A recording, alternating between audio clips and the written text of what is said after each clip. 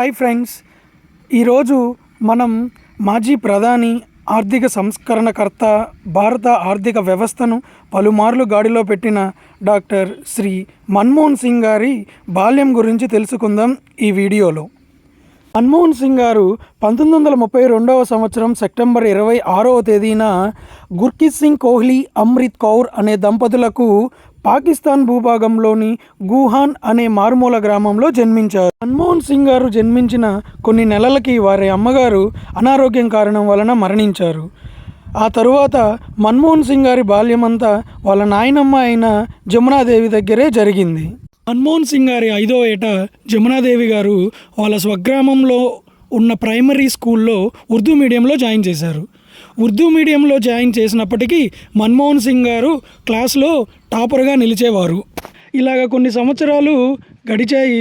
మన్మోహన్ సింగ్ గారి primary schooling అంతా గుహాన్లోనే జరిగింది. మన్మోహన్ సింగ్ గారి ప్రైమరీ స్కూలింగ్ జరిగే రోజుల్లో వాళ్ళ తండ్రి గుర్కిత్ సింగ్ గారు పెషావర్లో క్లర్క్గా పనిచేసేవాళ్ళు. గుహాన్లో సెకండరీ స్కూలింగ్ సదుపాయం లేకపోవడం వలన మన్మోహన్ సింగ్ గారి నాన్నగారు వాళ్ళ ఫ్యామిలీ మొత్తాన్ని పెషావర్కి షిఫ్ట్ చేశారు.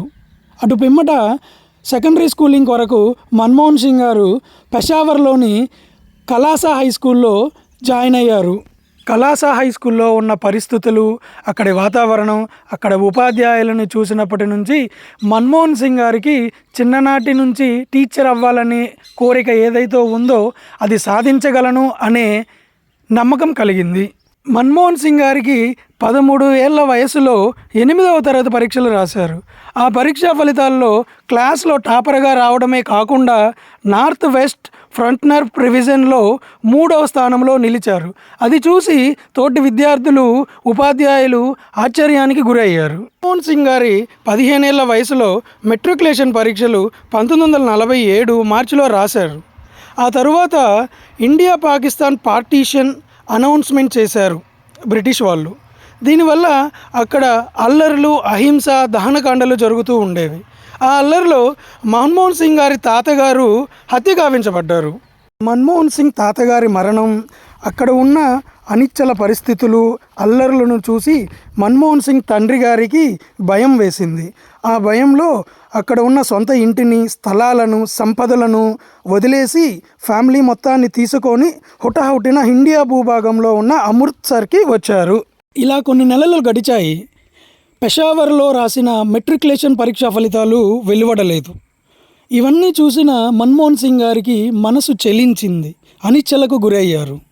చదువు మీద ఉన్న ఆసక్తి, మక్కువతో పట్టువదలని విక్రమార్కుల్లాగా మన్మోహన్ సింగ్ గారు 1948వ సంవత్సరంలో మళ్ళీ మెట్రికులేషన్ పరీక్షలు రాశారు.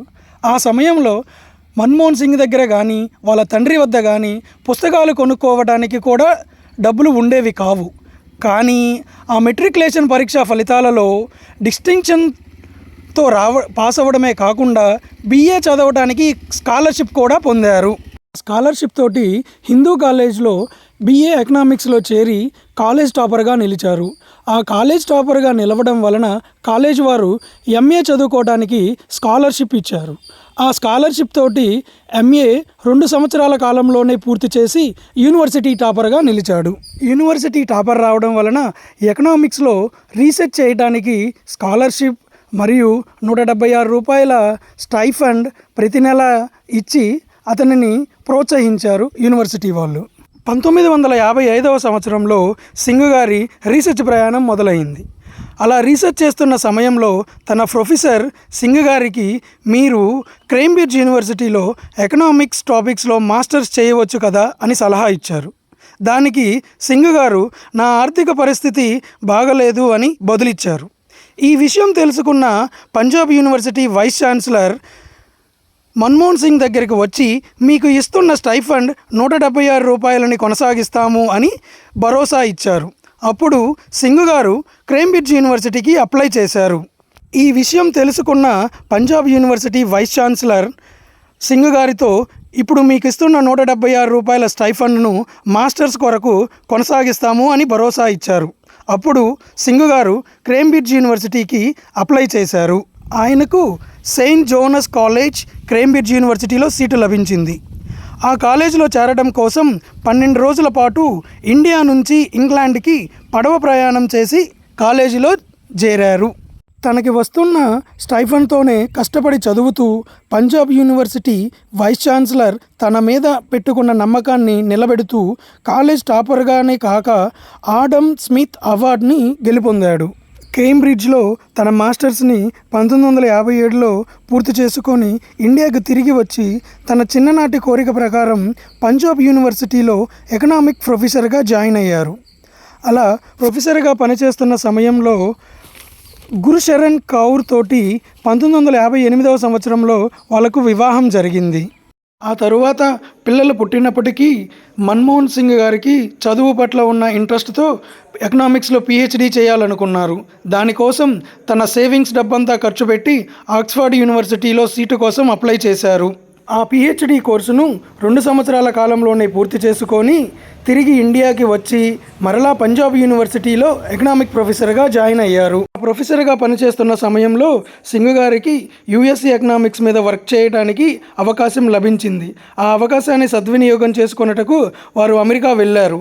అలా కొంతకాలం అమెరికాలో వర్క్ చేసిన తర్వాత తిరిగి ఇండియాకి వచ్చి ఢిల్లీ స్కూల్ ఆఫ్ ఎకనామిక్స్లో ప్రొఫెసర్గా జాయిన్ అయ్యారు.